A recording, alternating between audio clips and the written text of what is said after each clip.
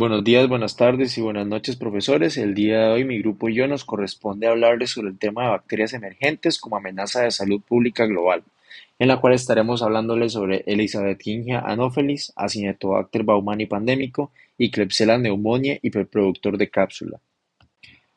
A modo introductorio, las bacterias emergentes suponen una amenaza creciente para la salud pública global por su capacidad de generar resistencia a múltiples antibióticos. Patógenos como Elisabethingia anopheles, Acinetobacter baumannii y Klebsiella pneumoniae han demostrado una rápida adaptación, una alta virulencia y la dificultad para ser controlados. La propagación de estas bacterias en hospitales y comunidades resalta la urgencia de fortalecer la vigilancia epidemiológica y desarrollar nuevas estrategias diagnósticas, terapéuticas y preventivas. Para Primero empezar, empezaremos tenemos a hablando de Elisabethingia Elisabethingia anopheles. anopheles. De forma general, tenemos de que las colonias de E. anopheles son lisas, amarillentas, translúcidas y brillantes. Es un bacilo gram negativo no móvil. Su género se estableció en el 2005 tras reclasificar especies de Cryptobacterium. Anopheles fue aislada por primera vez del intestino de Anopheles gambiae en 2011. Son aerobios no fermentadores, no esporulados y los resultados a la prueba de catalasa y oxidasa dan positivos. Como mecanismos de patogenicidad tenemos de que la formación de biopelículas es bastante importante. También tiene una asociación con microbiotas del mosquito anófeles y presenta resistencia intrínseca y adquirida a múltiples antimicrobianos. A modo de su epidemiología, tenemos de que la mayor cantidad de brotes se han dado más que todo en la zona del medio oeste de los Estados Unidos. Se ha encontrado también en desagües y trampas de lavabos en salas de procesamiento estéril. Esto debido a que E. anopheles es difícil de erradicar en el ambiente ya que puede sobrevivir hasta en agua clorada. Y también se han identificado infecciones derivadas de donantes en pacientes que pasaron por un trasplante de aloinjertos de tendón, hueso y ligamento.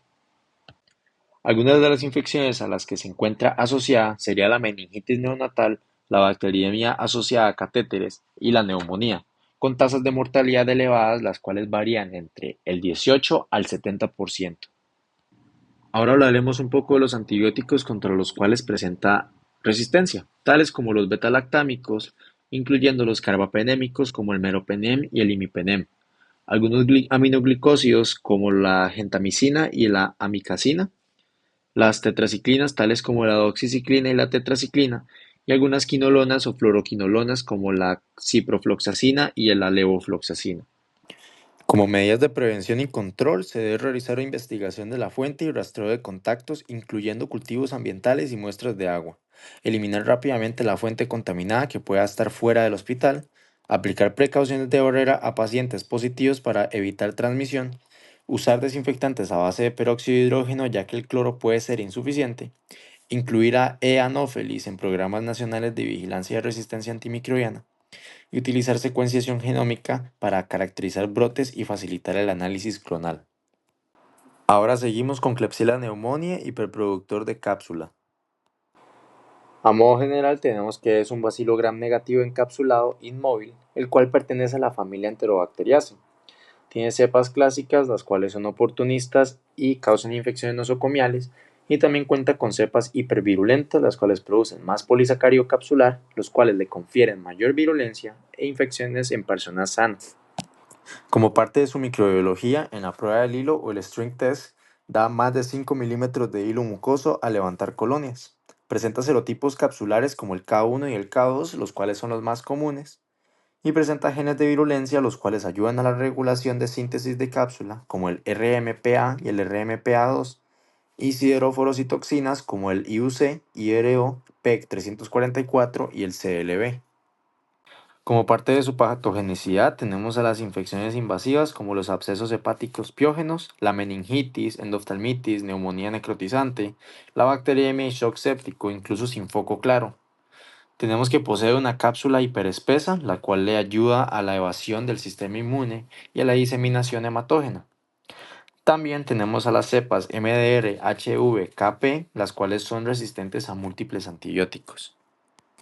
Como parte de su epidemiología, tenemos que en Asia, entre los años 80 y 90, en el país de Taiwán, se vio una emergencia por un brote masivo de este patógeno. Se dio su expansión global en América, Europa y África y se dan infecciones comunitarias en personas sanas.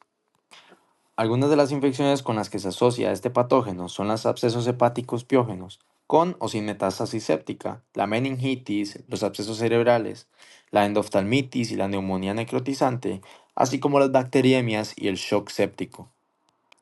Como algunos factores que aumentan el riesgo de adquirir una infección por este patógeno oportunista, tenemos a la diabetes mellitus debido al estado inmunosupreso en el que se encuentra nuestro cuerpo, al uso reciente de antibióticos de amplio espectro y al viaje a zonas endémicas.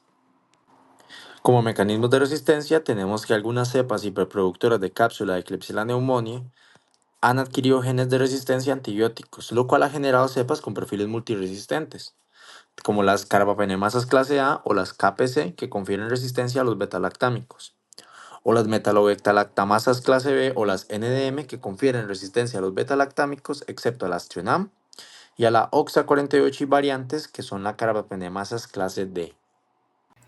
En esta diapositiva podemos ver una de las situaciones más alarmantes, la combinación de hipervirulencia y multiresistencia en las cepas de Klebsiella pneumoniae.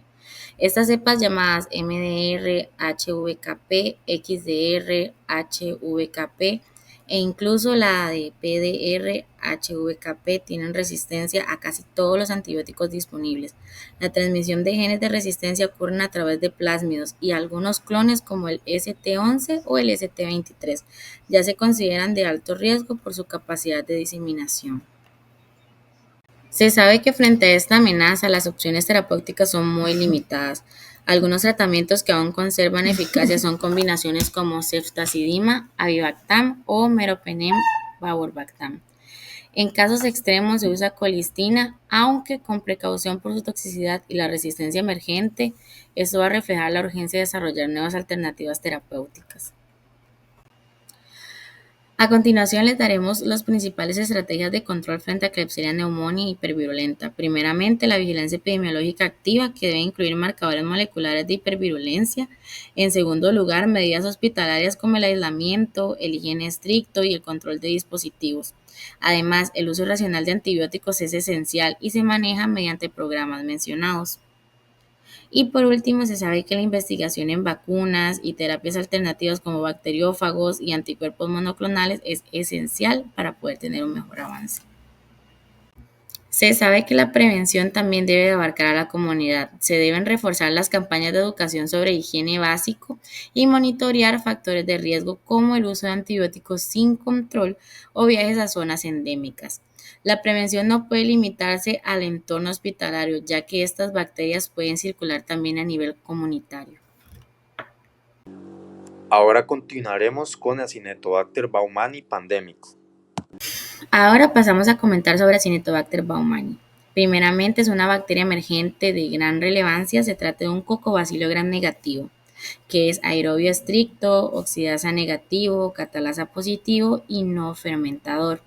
Es importante saber que produce colonias grisáceas y mucoides, especialmente a 37 grados. Es característico por su pleomorfismo y tiene resistencia ambiental.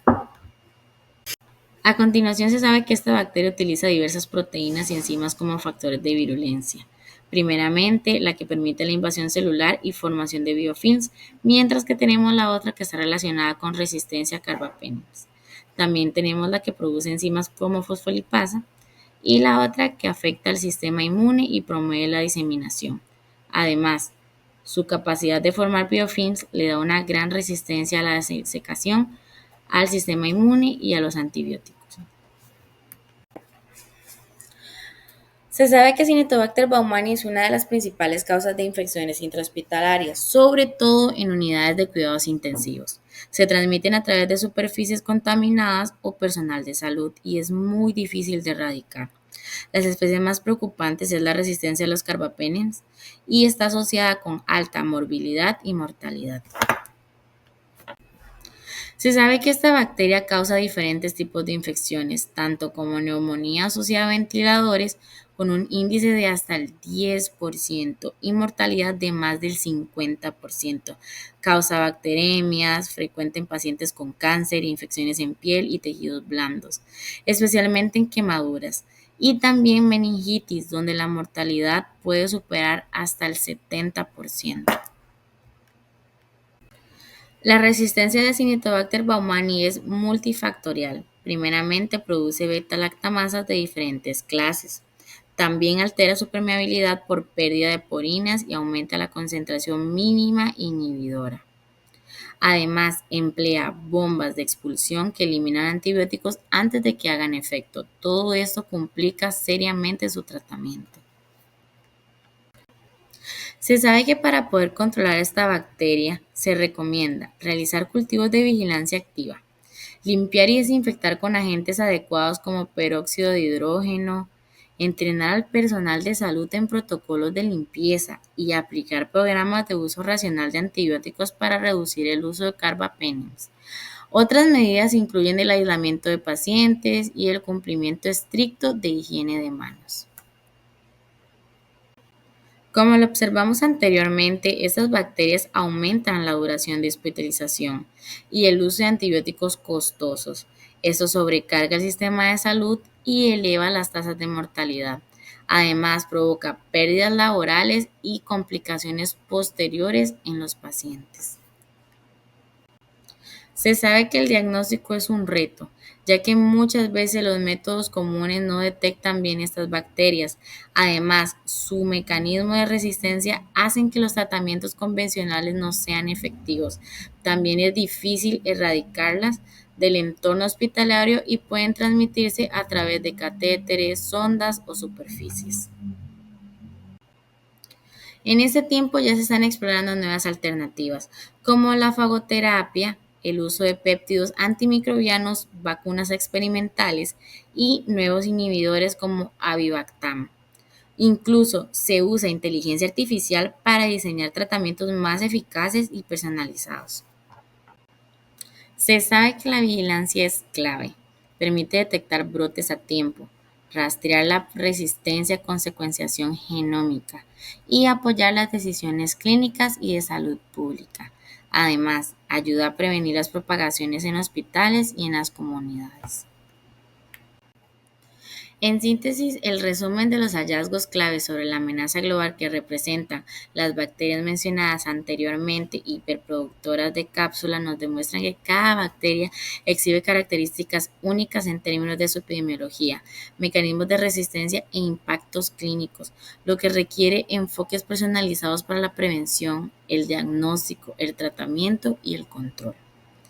Se pueden implementar y mejorar los programas de vigilancia nacionales e internacionales que integren la caracterización tanto fenotípica como genotípica de los aislamientos clínicos para monitorear eficazmente las tendencias de resistencia y la aparición y propagación de las cepas hipervirulentas.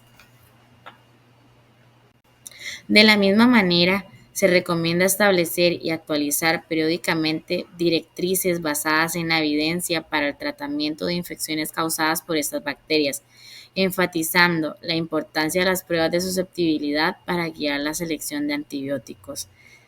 Es fundamental garantizar el estricto cumplimiento de las directrices de prevención y control de infecciones basadas en la evidencia, incluso la higiene de manos meticulosa, el uso apropiado de equipos de protección personal y los protocolos rigurosos de limpieza y desinfección ambiental, especialmente en áreas de alto riesgo como las unidades de cuidados intensivos, que es donde más las podemos ver.